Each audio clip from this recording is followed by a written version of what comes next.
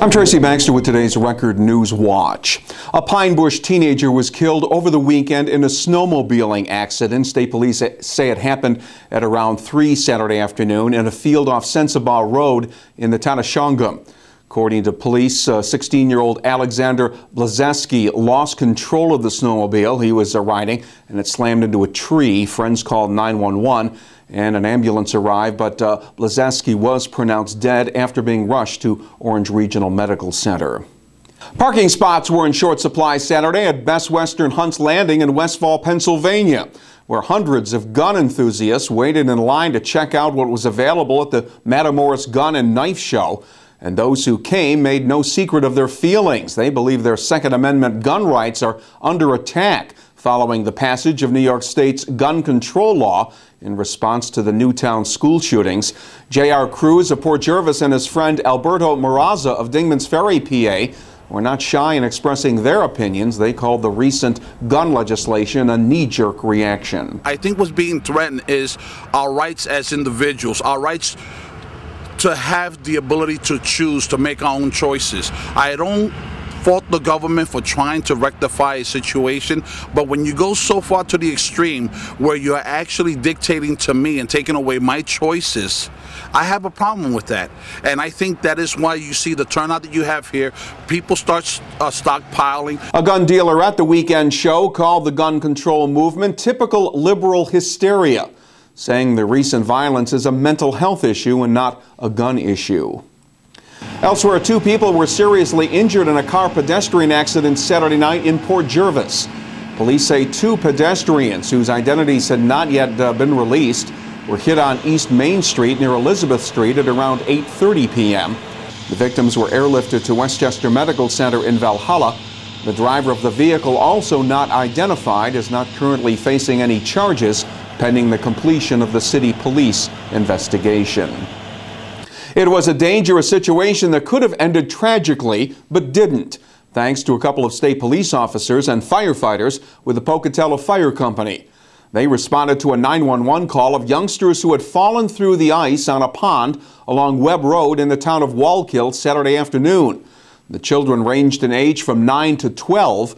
2 of them safely swam to shore. The other 3 were found huddled in waist-high water in the middle of the pond. Using a rope, troopers Joseph Kolick and Chris Williams, along with an unidentified fireman, were able to reach the children and pull them to safety. Kids were treated for exposure at Orange Regional Medical Center, but were otherwise okay. Police in the city of Kingston are hoping someone will contact them with information about a shooting early Saturday morning in the Clinton Avenue neighborhood. Investigators say a 40-year-old Hispanic male was found in that area with a bullet wound to the shoulder. He was taken to Albany Medical Center. Anyone with information is asked to call Kingston Police at 331-1671. All calls will be kept confidential. Martin Luther King Jr. Day is more than a federal holiday. It's been also designated as a National Day of Service. And more than 75 people honored the King legacy through volunteer work for Habitat for Humanity in the city of Newburgh today, at the site of Habitat's Phase 3 of their East Parmenter Street neighborhood development project. Volunteers, including students from the Storm King School and AmeriCorps, insulated 5 homes that, when completed, will become a part of the 24-home East Parmenter Renaissance.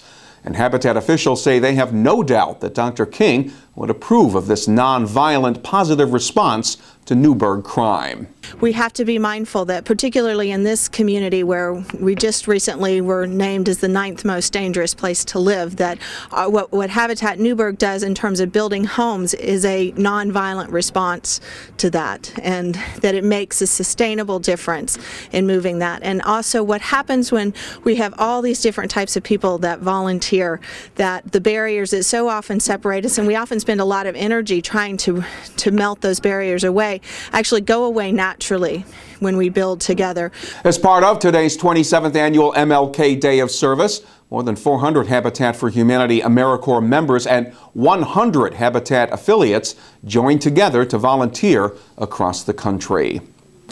And it started as an idea to help the victims of Hurricane Sandy. The group, Hurricane Relief Angels, was created through Facebook. and attracted about 1,500 members. Sunday, many of them came together to take part in a fundraising event at Anthony's Pier 9 in New Windsor.